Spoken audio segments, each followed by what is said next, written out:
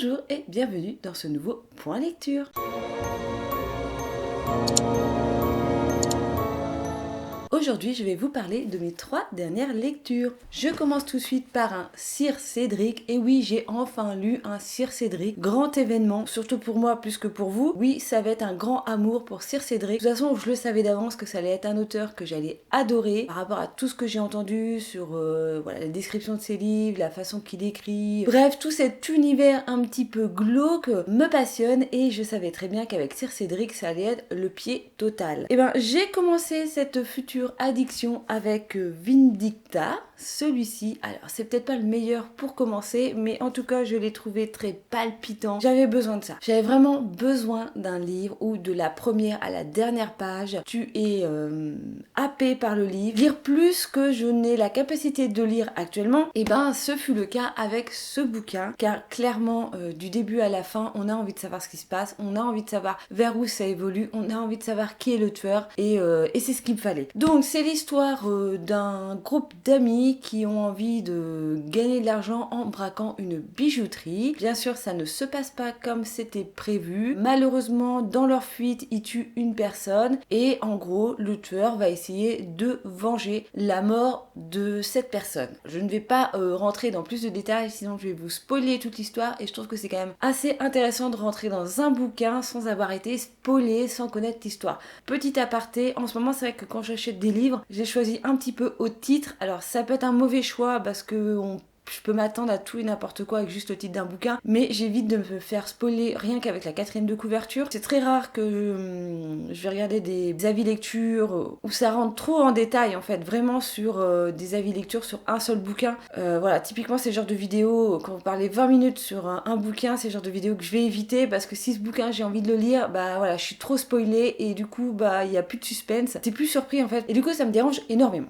Bref, c'était un petit aparté. Moi je peux que vous conseiller, si vous aimez les trucs bien glauques, bien sanglants, j'ai envie de dire, parce que c'est un tueur qui est un petit peu un serial killer entre guillemets, parce qu'il a toujours la même marque de fabrication. On va dire qu'il tue toujours les personnes un petit peu de la même façon, ou en tout cas il laisse le cadavre dans un état, voilà, toujours le même. Et c'est assez glauque.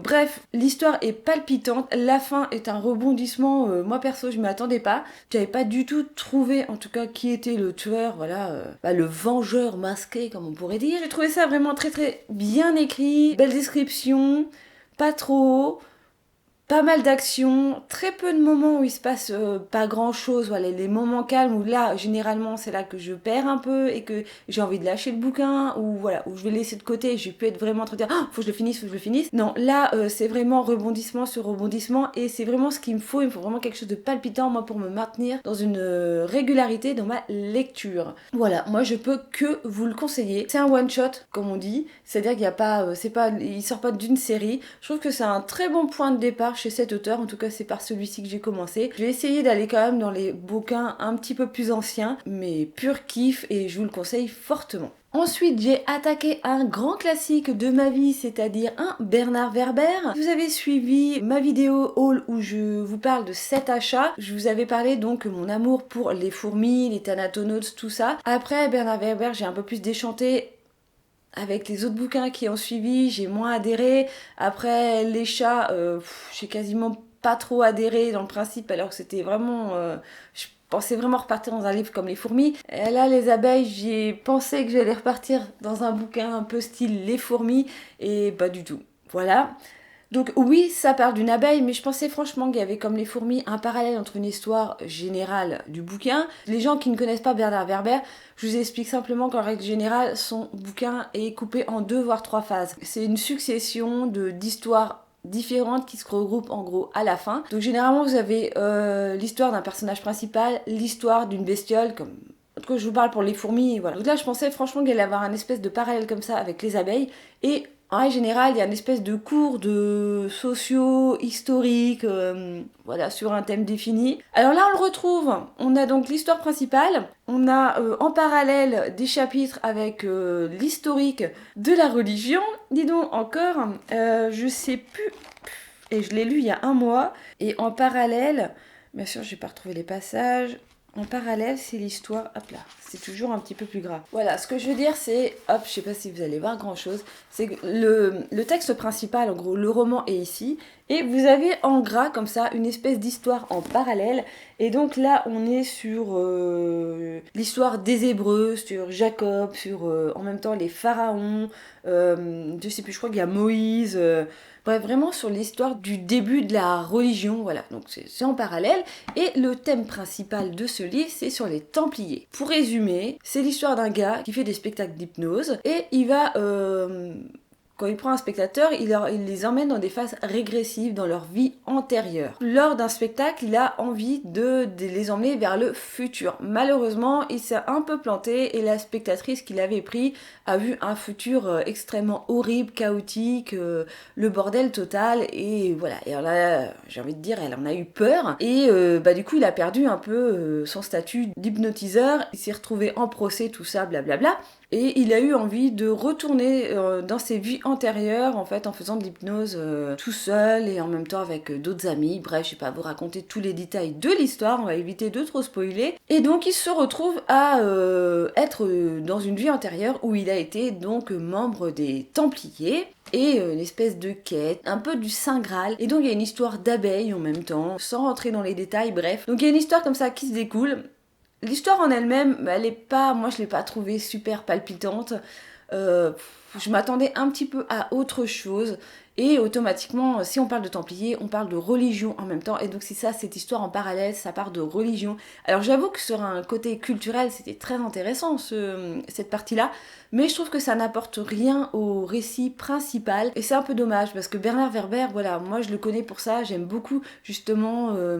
c'est double roman en quelque sorte, c'est-à-dire qu'on peut lire le roman en lui-même et laisser de côté toute cette deuxième partie, ces chapitres spéciaux informatifs, on va dire. Voilà, on peut vraiment séparer les deux, scinder les deux. Et je trouve que là, je vais pas dire que ça dessert, mais il y a un moment, toute cette petite partie cours d'histoire, j'ai un petit peu lâché l'affaire. Aux 3/4 du roman, ça me saoulait et...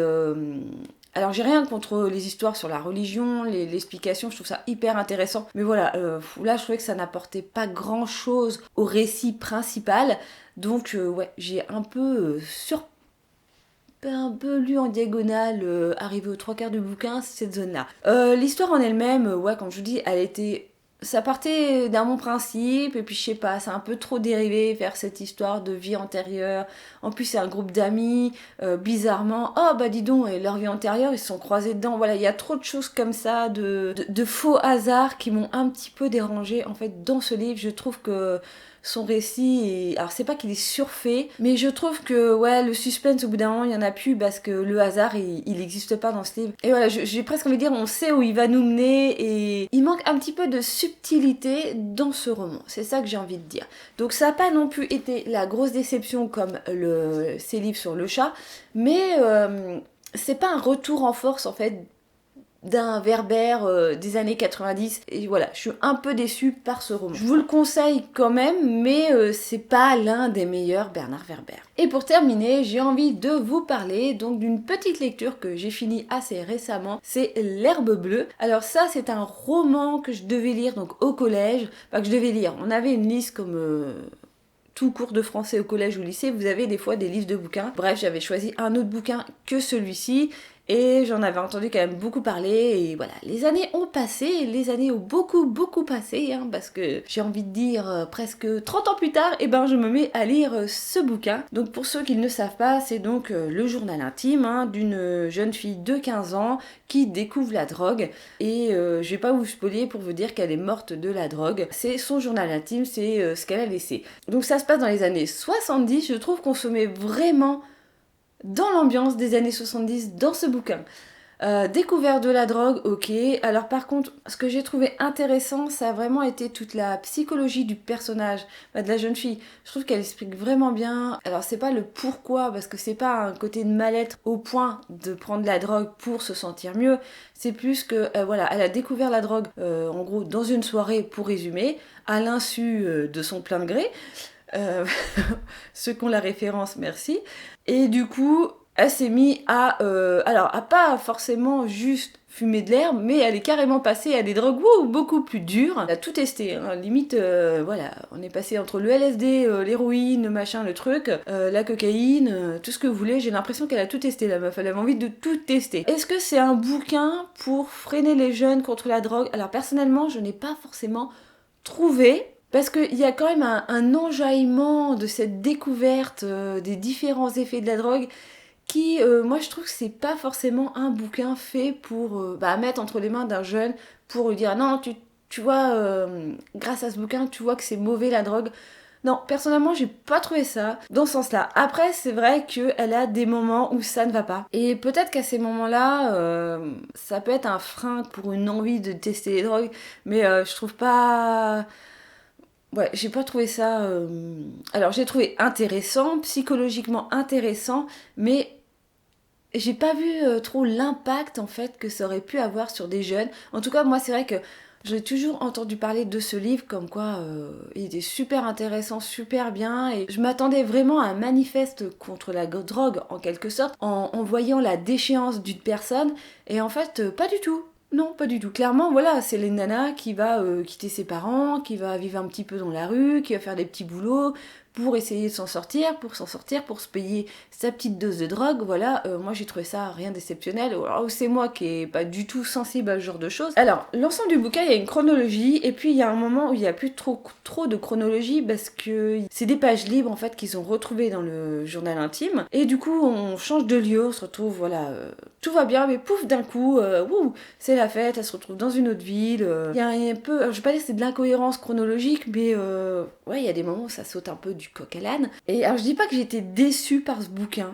J'ai été surprise de la tournure de la fin de ce bouquin. Voilà, je pensais vraiment qu'on allait avoir une descente aux enfers, alors que oui, à un moment il y a une petite descente aux enfers, mais pas tant que ça.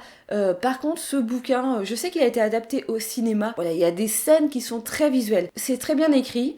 Elle aurait pu écrire des bouquins, cette personne. Il y a des très belles descriptions. En tout cas, on rentre vraiment dans l'univers. Je trouve que c'est très très visuel, voilà. On arrive vraiment à rentrer dans son univers, dans son monde. On arrive très bien à voir les choses, à comprendre ce qu'elle a pu ressentir. Pour elle, ça a été un petit peu... On comprend que ça a été une thérapie, le fait d'écrire son journal intime, comme chez beaucoup de personnes. Mais c'est vrai que, voilà, ça va pas être du spoil, mais j'ai été un peu déçue par la fin parce que on aurait bien voulu savoir le pourquoi qu'au final, voilà, au final elle en meurt, et en fait on ne comprend pas si vraiment elle refait une rechute et elle redescend aux enfers, ou si c'est simplement une overdose, voilà, malencontreuse comme on pourrait dire, on sait pas. Et il n'y a pas plus de détails à la fin, et moi je suis restée sur ma fin. Ouais, je m'attendais réellement à une descente aux enfers, et je vais pas dire que ça finit par un moment de gaieté, mais presque. Oh bah finalement je vous aurais spoilé tout le bouquin, c'est pas grave. Mais ouais, je sais pas, j'ai été déçue en quelque sorte, sur qu'il me manquait vraiment une vraie descente aux enfers dans ce bouquin. Je m'attendais pas forcément à ça, et bon. Alors, je vous le conseille quand même parce que c'est quand même un gros classique au niveau de la lecture. Je pense qu'il y a plus taré de ça au niveau de bouquins sur les drogués. Et voilà, c'était mes 3 dernières lectures du moment. J'espère que cette vidéo vous a plu. N'hésitez pas à laisser des petits pouces en l'air, à vous abonner à ma chaîne. Sinon, comme d'habitude, je vous fais plein de gros bisous et je vous dis à bientôt pour une prochaine vidéo. Bye bye!